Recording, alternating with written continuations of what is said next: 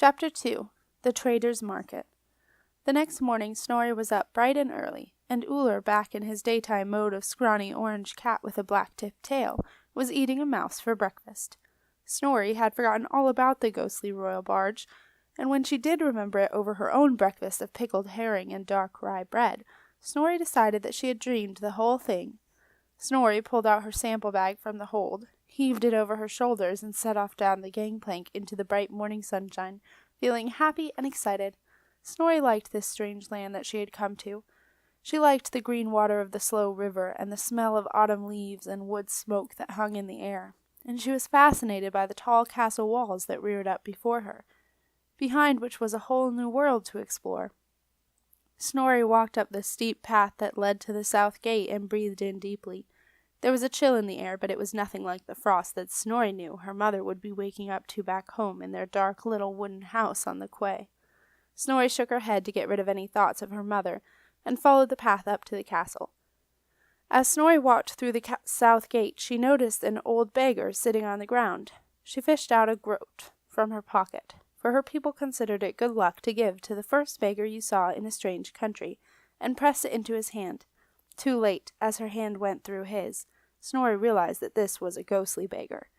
The ghost looked surprised at Snorri's touch, and in a bad temper at being passed through. He got up and walked away. Snorri stopped and dropped her heavy bag onto the ground. She looked around, and her heart sank.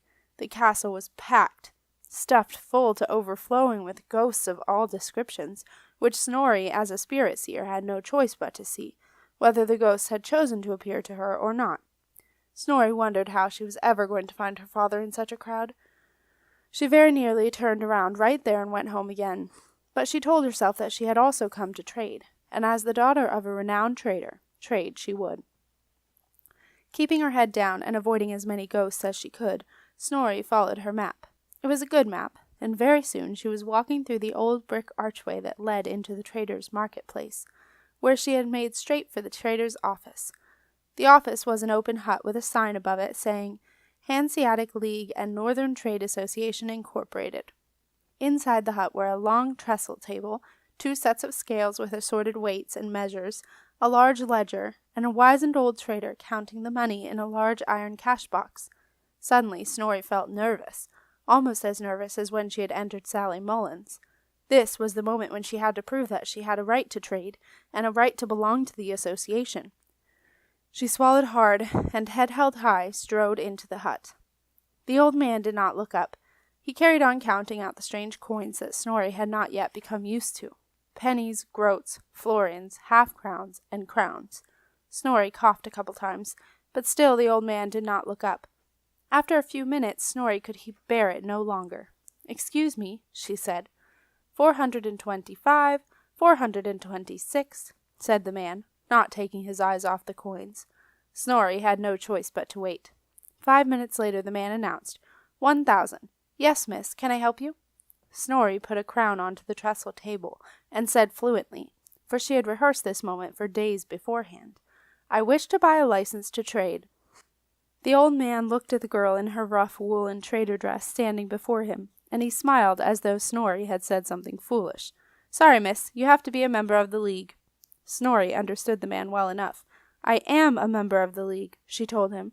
Before the man could object, Snorri took out her letters of charter, and put the roll of parchment with its red ribbon and great blob of red sealing wax in front of the man.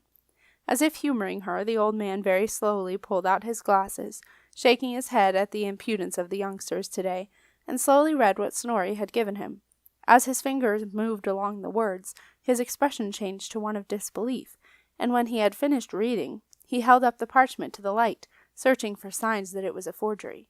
It wasn't. Snorri knew it wasn't, and so did the old man. This is most irregular, he told Snorri. Irregular? Asked Snorri. Most irregular. It is not usual for fathers to pass their letters of charter on to their daughters. No. But all appears to be in order. The old man sighed and rather unwillingly reached under the table and pulled out a stack of licenses. Sign here, he said, pushing a pen over to Snorri. Snorri signed her name, and the old man stamped the license as though it had said something extremely personal and rude. He pushed it across the table to Snorri. Stall number 1. You're early, the first one here. Market starts at dawn 2 weeks from Friday. Last day is Midwinter Feast Day Eve. Clear out by dusk. All trash to be removed to the municipal rubbish dump by midnight. That will be 1 crown. The man took the crown from where Snorri had laid it on the table, and threw it into another cash-box, where it landed with an empty clatter. Snorri took the license with a broad smile. She had done it. She was a licensed trader, just as her father had been. Take your samples to the shed and leave them for quality control, the old man said. You may collect them tomorrow. Snorri left her heavy bag in the sample bin outside the shed, and feeling as light as air, she danced out of the marketplace and bumped straight into a girl wearing a red tunic edged with gold. The girl had long dark hair and wore a gold circlet around her head like a crown. Beside her stood a ghost dressed in purple robes. He had a friendly expression in his green eyes, and wore his gray hair neatly tied back in a ponytail. Snorri tried not to look at the bloodstains on his robes just below his heart, for it was impolite to stare at the means by which the ghost had entered ghosthood. "Oh, sorry," the girl in red said to Snorri. "I wasn't looking where I was going." "No, I am sorry," said Snorri. She smiled, and the girl smiled back. Snorri went on her way back to the Alfrun, wondering. She had heard that the castle had a princess, but surely this could not be her, walking around just like anyone else. The girl, who was indeed the princess, continued on her way to the palace with the purple-robed ghost. "She's a spirit seer," said the ghost. "Who is?" "That young trader. I did not appear to her, but she saw me. I've never met one before. They're very rare. They are only found in the lands of the long nights." The ghost shivered. "Gives me the creeps." The princess laughed. "You are funny, Arthur," she said. "I bet you give people the creeps all the time." "I do not," replied the ghost indignantly. "Well, only if I want to." Over the next few days the autumn weather closed in. The north winds blew the leaves from the trees and sent them skittering down the streets. The air grew chill, and people began to notice how early it was getting dark. But to Snorri Snorrelson the weather felt good. She spent her days wandering round the castle, exploring its highways and byways, looking with amazement into the windows of all the fascinating little shops tucked away underneath the arches in the ramblings, and even buying the odd trinket.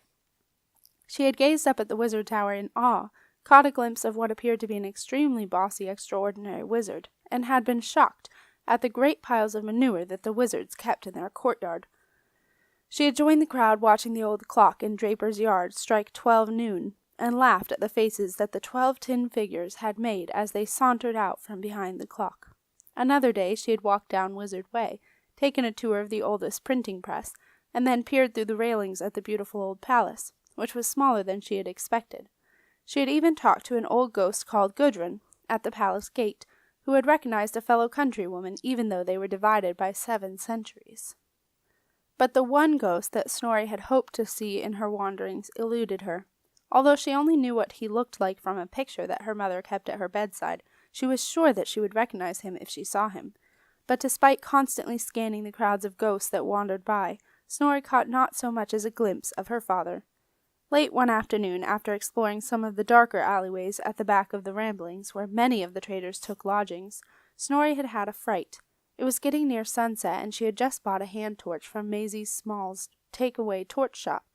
As she walked back along Squeeze Gut's alley to the south gate, Snorri had the uncomfortable feeling that she was being followed, but every time she turned around there was nothing to see.